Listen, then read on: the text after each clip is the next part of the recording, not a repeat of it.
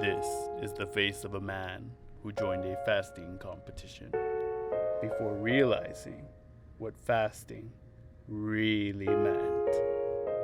So many people swear on the benefits of fasting. Once you learn how to fast, you start to see your body in this whole new way. I start doing a program of intermittent fasting, and now my symptoms diminish. But how much of this is true? It can absolutely heal itself. I don't know.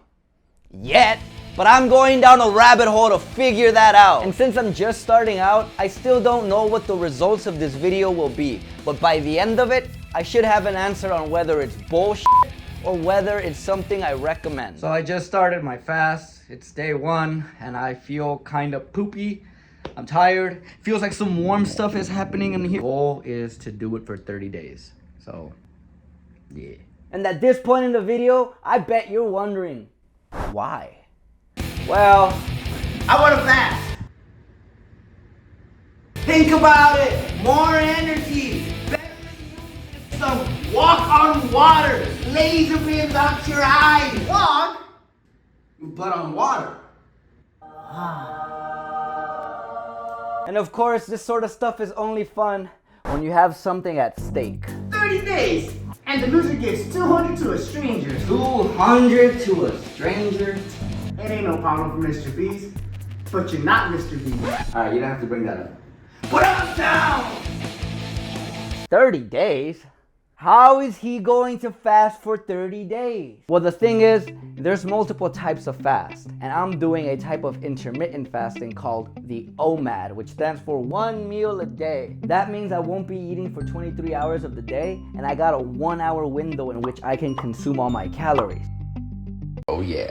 0 calories. And I can't forget my creamer now. Since I'm an exercise junkie, I want to get enough protein. I used to eat 160 grams of protein a day. So for this fast, I need to find a way to eat 160 in 1 hour. Yeah.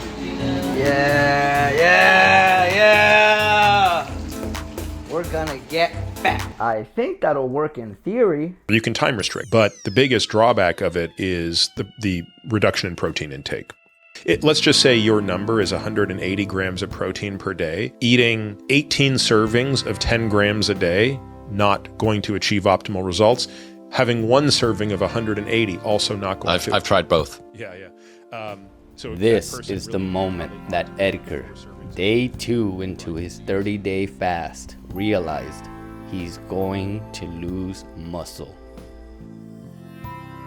So you lose muscle, big whoop, I don't care. Okay, I care. This is a big problem for me, and I have a decision to make. Do I want to continue the fast and lose muscle? Or do I want to lose to that guy? Damn, was so fast. Woo! That's not fasting. I'm continuing my fast.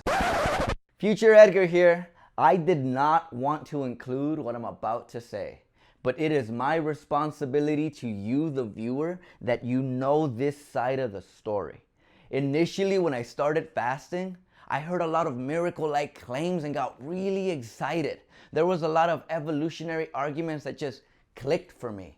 It would be a problem for our species if we wouldn't be able to hunt while hungry. So there must be some mechanisms in place that allow for that type of motivation. I got really excited and started telling everyone on Instagram about it, but I jumped the gun because after some more digging, I found that many of these claims were either exaggerated or just straight up made up. I was embarrassed. I pride myself in being able to discern between misinformation, and I failed. There is a difference between being able to hunt while hungry and being optimized to hunt while hungry. And I felt like a monumental fool. I didn't want to admit this to my friends, to Instagram, or even to myself.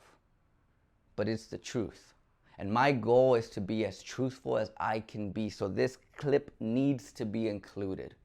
Yeah, I know it isn't that funny, but maybe now you'll understand why I'm so angry in the next clip. We left off at muscle loss. Muscle loss? but I heard that you get a 1,300% increase in testosterone just from somewhere between a 13 to 15 hour fast. This is Dr. Mindy Pelz, who isn't a physician. She's not a biochemist. She's a fucking chiropractor, which doesn't immediately disqualify her. But these studies do, bitch. Sorry. He goes to 24 hours, he gets that testosterone level up to around 2,000%, according to the science. 2,000%, like, just forget steroids. We all just need to not eat. That is the answer. Mindy makes a living off of teaching about fasting. And if information were to come out that she was wrong, it is in her financial interest to not report on it. Yeah, I'm going deep on that bitch, because I got a personal vendetta with her. Guys, for 18 hours of my life, I fell for it too. And maybe you're thinking, well, why is he getting salty? He only believed it for 18 hours. 18 hours was long enough for me to agree to a 30-day bet that I'm still salty I'm doing. F you. Okay, let's get away from Salty Edgar and go back to the journey. I continued to exercise in order to retain as much muscle as possible. My energy levels fluctuated though. Sometimes I felt normal, but sometimes I felt lethargic. One thing stayed consistent though, and that was my excitement to eat keto bread, pepper jack cheese, pork and beans, Worcestershire sauce. Food tastes better after waiting. Does this look like a lot of calories? Now let's go back to talking shit. Maybe we fell for her tactics, but you gotta understand that she's a charlatan, and charlatans are good at tricking people. These are logical fallacies, which is just a fancy and shorter way of saying tricks that people use to make you believe in things when you don't have a good reason to believe in them. Now there's plenty of logical fallacies, but for this particular video, I'm only gonna focus on two.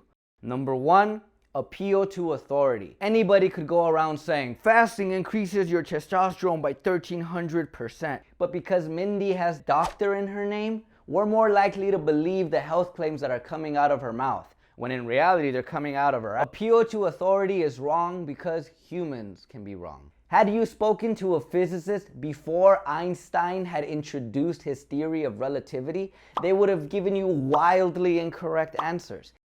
Just because they are an authority on the matter does not mean they can't be wrong. Number two, the bandwagon fallacy, otherwise known as appeal to popularity. We're more likely to believe in something that more people already believe in. Because the Diary of a CEO was agreeing with everything Mindy said, he acted as a co-signer to those beliefs, and you were more likely to believe it. I went 5 full days, and about the 5th and 6th day, all the pain completely went away and it never came back. It does make, again, evolutionary sense that if our body senses we're injured because we're not eating, it does make sense that it might set about to repair whatever needs to be repaired.